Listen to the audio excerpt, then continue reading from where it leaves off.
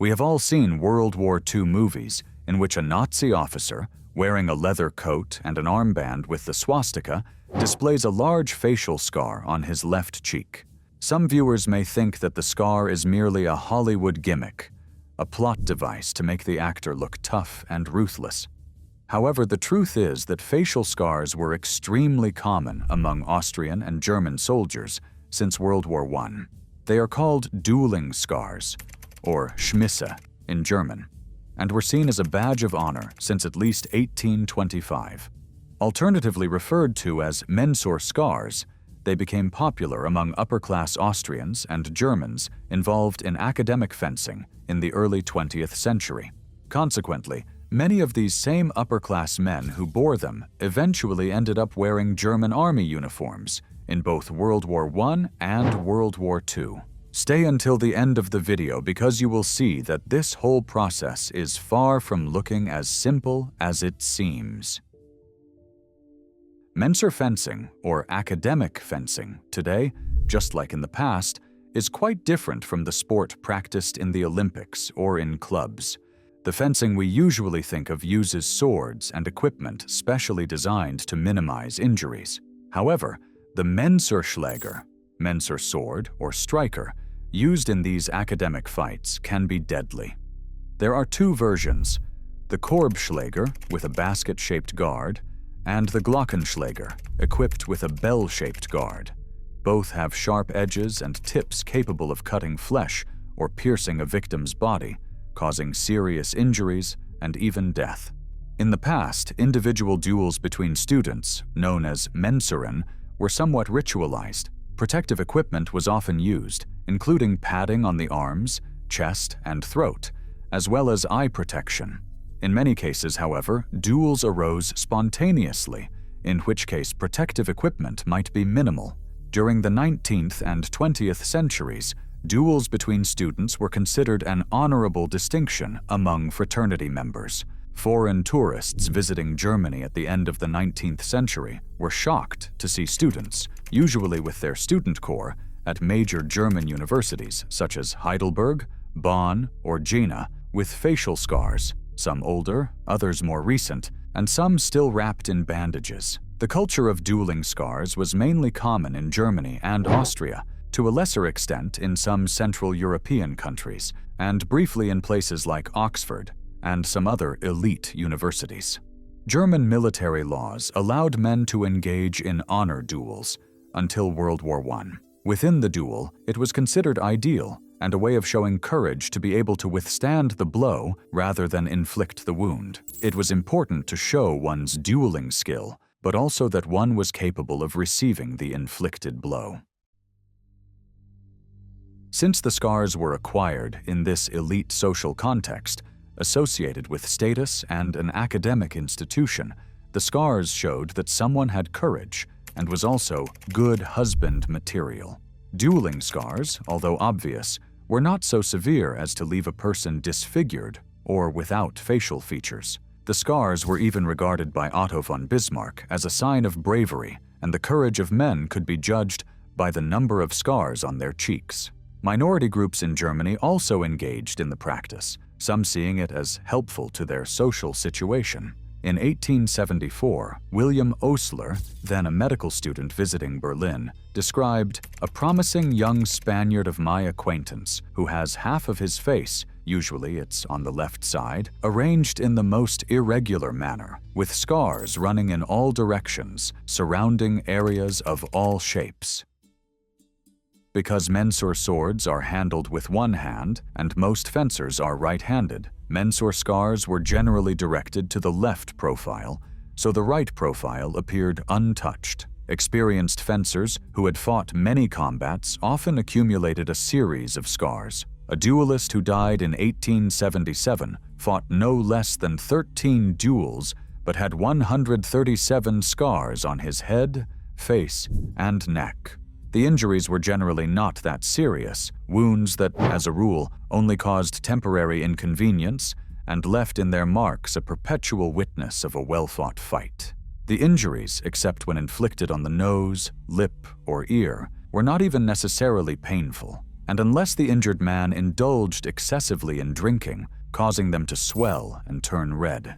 The swords used are so sharp that they cut without hurting, so that the lips of the wounds can be pressed together firmly, not leaving great disfigurement, such as that caused by the loss of an ear. Sometimes, students who did not fence would cut themselves with razors in imitation, and some would tear open their healing cuts to exacerbate the scars, although this was generally frowned upon. Others paid doctors to cut their cheeks. The number and extent of the scars were reduced in the later years of the practice and practically no longer exist in modern Germany, and the custom of obtaining dueling scars began to fade after World War II.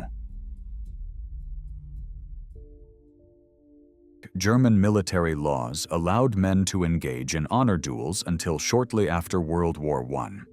During the Third Reich, January 1933 to May 1945, Mensur was banned in all universities. The Nazi state recognized that academic fencing was an integral part of fraternities, which still existed during the 1930s, and considered them representative of the previous government, wanting to dismantle them.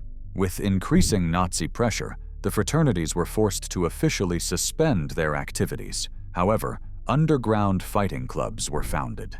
These illicit organizations provided the means to organize and practice Mensur duels among the old fraternities, remaining undetectable by the Nazi secret police. After the war, many of these fraternities were reactivated and resumed the tradition of Mensur fencing. Since World War II, the popularity of Mensur has declined considerably. It is practiced only in about 300 traditional fraternities in Germany, Poland, and some other European countries. After World War II, all organizations founded before 1945 in Germany and Austria were viewed with skepticism, including the associations that had been banned by the Nazis, with little distinction between those that practiced fighting and those that did not. The scar became a symbol of an old time, more of a badge of conservative circles, to which some attributed reactionary or nationalist ideologies. The changes of 1968 intensified this trend. As in the 1970s, the number of students in West German universities increased drastically, but the number of associated students remained stagnant or even decreased. The scar bearers gradually became a minority among academics. Since World War II, there have been considerably fewer duels per person. Today, in associations that require fights, there is the practice of mandatory matches, where the minimum number of duels that each member must participate in during their active period is determined, ranging from 1 to about 5 mandatory matches. This is only a fraction of what a member of a fighting association used to do before the war. At the same time, the defensive elements in the duel have evolved technically. A good defense is now an integral part of the technical duel. The pursuit of scars has been disapproved of for decades, and few duelists seek a prestige mark, that is, a particularly striking scar that grants them prestige. Besides the more defensive attitude of the duelists, the significant reduction in the distance between them, the so-called Mensur, is another reason why there are far fewer facial scars nowadays. In some fencing groups, there have also been changes in the rules regarding the impact area. The high commentary emerged, in which it is forbidden to strike below the eyes. The nasal protection, called Blech, used since the first half of the 20th century, became more common after World War II and is now mandatory in most fencing groups.